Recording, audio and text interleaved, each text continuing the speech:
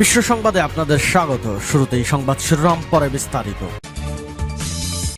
দখলদার ইসরায়েলি বাহিনী এবং ফিলিস্তিন পুরোদমে যুদ্ধ চলছে। জানিয়ে দেব আমাদের হাতে থাকা সর্বশেষ আপডেট আন্তর্জাতিক সংবাদ। প্রথমেই সংবাদ শিরোনাম। প্রথমেই জানিয়ে দেব গ্রেপ্তার আতঙ্কে নেতানিয়াহু, প্রতিরোধের সর্বাত্মক চেষ্টা আমেরিকার। এরপর জানিয়ে দেব আবারও সরকার বিরোধী বিক্ষোভে উত্তাল গোটা ইসরায়েল। এদিকে গাজায় ইসরায়েলি হামলায় আরও ২৭ ফিলিস্তিনি নিহত। আরও জানিয়ে দেব গাজায় ইসরায়েলের আন্তর্জাতিক আইন লঙ্ঘন, প্রশ্নে বিভক্ত মার্কিন প্রশাসন। সর্বশেষ জানিয়ে দেব ৭ অক্টোবরের পর পঞ্চম দফায় সৌদি যাচ্ছেন মার্কিন পররাষ্ট্রমন্ত্রী। এতক্ষণ শুনছিলেন সংবাদ শিরোনাম, এবারে বিস্তারিত। তবে অনুরোধ থাকবে এই ভিডিওটিতে একটি লাইক করবেন এবং কমেন্ট করে জানিয়ে দিবেন গাজা যুদ্ধ নিয়ে আপনার মূল্যবান মন্তব্য। গ্রেফতারের আতঙ্কে নেতানিয়াহু, প্রতিরোধের সর্বাত্মক চেষ্টায় আমেরিকা। আন্তর্জাতিক ফৌজদারি আদালতের মামলায় গ্রেপ্তার আতঙ্কে ভুগছেন ইসরায়েলের প্রধানমন্ত্রী বেনিয়ামিন নেতানিয়াহু। তবে সেই গ্রেপ্তারি পরোয়ানা ঠেকাতে সর্বাত্মক কূটনৈতিক চেষ্টা চালিয়ে যাচ্ছে মার্কিন যুক্তরাষ্ট্র। বেশ কয়েকটি ইসরায়েলি গণমাধ্যমের খবরে বলা হয়েছে, ইসরায়েলি প্রধানমন্ত্রী বেনিয়ামিন নেতানিয়াহু সহ আরও কিছু ইসরায়েলি কর্মকর্তার বিরুদ্ধে গ্রেপ্তারি পরোয়ানা জারি করতে যাচ্ছে আইসিসি। নিউজ সাইট ওয়ালায় বিশ্লেষক বেন কসপিট লিখেছেন, নেতানিয়াহু তার বিরুদ্ধে হেগের বিশ্ব আদালতের গ্রেপ্তারি পরোয়ানা জারির আশঙ্কায় অস্বাভাবিক চাপে রয়েছেন। নেতানিয়াহু এবং অন্যান্য ইসরায়েলি নেতার বিরুদ্ধে গ্রেপ্তারি পরোয়ানা জারির অর্থ হল ইসরায়েলের আন্তর্জাতিক সুনামে বড় ধরনের আঘাত। কসপিট লিখেছেন, গ্রেপ্তারি পরোয়ানা প্রতিশোধে নেতানিয়াহু বিরতিহীনভাবে টেলিফোনে চেষ্টা করে যাচ্ছে। বিশেষ করে মার্কিন প্রেসিডেন্ট জো বাইডেন প্রশাসনের সঙ্গে তিনি সর্বাত্মক যোগাযোগ রাখছেন। ইসরায়েলি সংবাদ মাধ্যম হরেতসের বিশ্লেষক অ্যামোস হারলেন লিখেছেন, ইসরায়েলি সরকার এই ধারণা নিয়ে কাজ করে যাচ্ছে যে আইসিসির প্রসিকিউটর কবির খান চলতি সপ্তাহেই নেতানিয়াহু, প্রতিরক্ষা মন্ত্রী ইয়োব গ্যালান্ট এবং আইডিএফ এর প্রধানের বিরুদ্ধে গ্রেপ্তারি পরোয়ানা জারি করতে পারেন। হারেল জানিয়েছেন, আমেরিকা ইতোমধ্যে গ্রেপ্তারি পরোয়ানা ঠেকানোর জন্য জোর তৎপরতা শুরু করে দিয়েছে। উল্লেখ্য, আইসিসির রোম চুক্তিতে ১২৪টি দেশ সই করলেও যুক্তরাষ্ট্র ও ইসরায়েল তাতে স্বাক্ষর করেনি। যুদ্ধের ব্যাপারে নেতানিয়াহুর সর্বশেষ সরকারি বিবৃতিতে দাবি বলা হয়েছে, আইসিসির আসন্ন সিদ্ধান্ত বিপজ্জনক নজির সৃষ্টি করতে পারে। তিনি শুক্রবার বলেন, আমরা নিজেদের রক্ষা করা থেকে কখনো বিরত রাখব না। হেগ আদালতের সিদ্ধান্ত ইসরায়েলি পদক্ষেপের ওপর কোনো প্রভাব ফেলবে না। সূত্র টাইমস অব ইসরায়েল। আবারও সরকার বিরোধী বিক্ষোভে উত্তাল গোটা ইসরায়েল।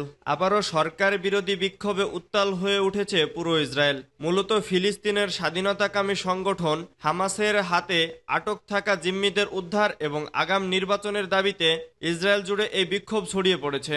সম্প্রতি হামাসের প্রকাশিত একটি ভিডিওতে গাজায় আটক ২ বন্দী ইসরায়েলি সরকারের কাছে তাদের মুক্তি নিশ্চিত করার জন্য বন্দি বিনিময় চুক্তি করার দাবি জানায়। এই ভিডিও প্রকাশের পর ইসরায়েল জুড়ে আবারও তীব্র বিক্ষোভ ছড়িয়ে পড়ে। ইসরায়েলি সম্প্রচার কর্তৃপক্ষ জানিয়েছে, বিক্ষোভকারীরা ইসরায়েলের কাপলান স্কোয়ারে জড়ো হয়ে গাজায় হামাসের সঙ্গে বন্দি বিনিময় চুক্তি এবং আগাম নির্বাচন দাবি জানান।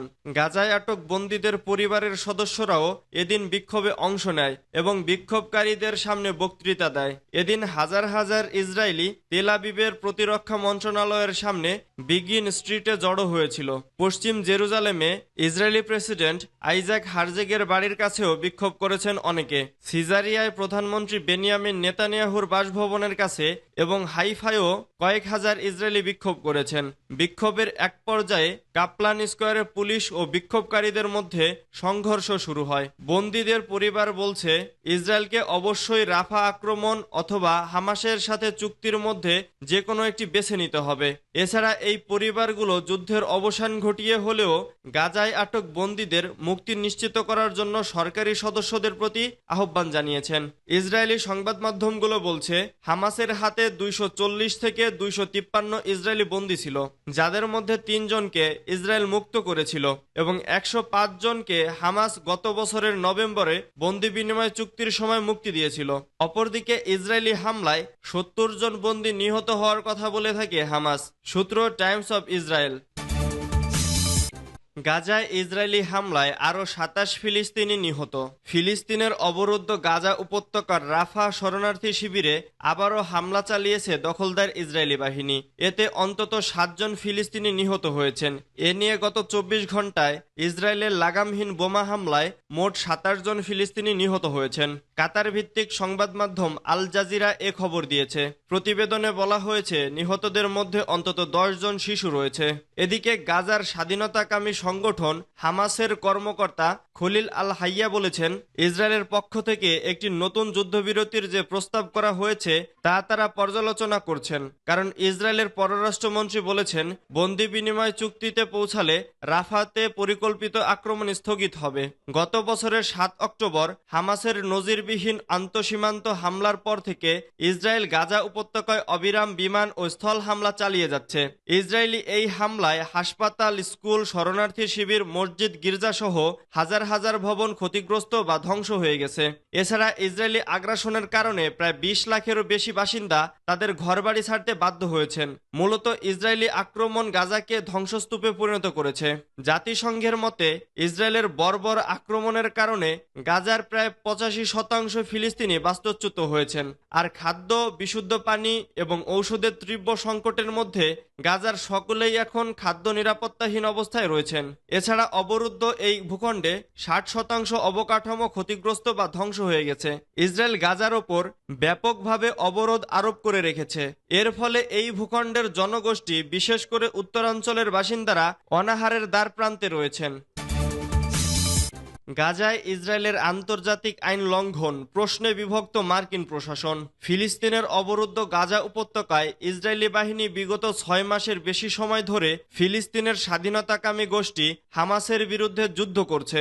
এ যুদ্ধে যুক্তরাষ্ট্রের দেওয়া অস্ত্র আন্তর্জাতিক আইন মেনে ইসরায়েল ব্যবহার করছে কিনা, অর্থাৎ ইসরায়েল সেখানে আন্তর্জাতিক আইন লঙ্ঘন করছে কিনা তা নিয়ে বিভক্ত হয়ে পড়েছে মার্কিন প্রশাসন।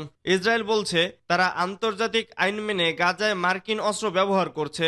তবে কিছু মার্কিন কর্মকর্তা আমেরিকার পররাষ্ট্রমন্ত্রী অ্যান্টনি ব্লিংকেনকে জানিয়েছেন ইসরায়েলের এই প্রতিশ্রুতির পক্ষে তারা বিশ্বাসযোগ্য কোনো প্রমাণ পাননি। এ সংক্রান্ত মার্কিন পররাষ্ট্র মন্ত্রণালয়ের একটি অভ্যন্তরীণ মেমো বার্তা সংস্থা রয়টার্সের হস্তগত হয়েছে।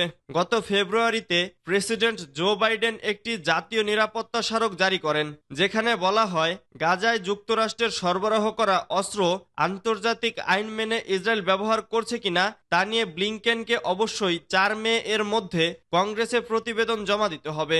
২৪শে মার্চের মধ্যে মার্কিন পররাষ্ট্র মন্ত্রণালয়ের ৭টি ব্যুরো তাদের মতামতের মেমো ব্লিংকেনকে পাঠান। একজন মার্কিন কর্মকর্তা বলেন, কিছু মতামত ইসরায়েলের পক্ষে গেছে, আবার কিছু ইসরায়েলের বিরুদ্ধে গেছে, আবার কেউ কেউ কোনো পক্ষই নেয়নি।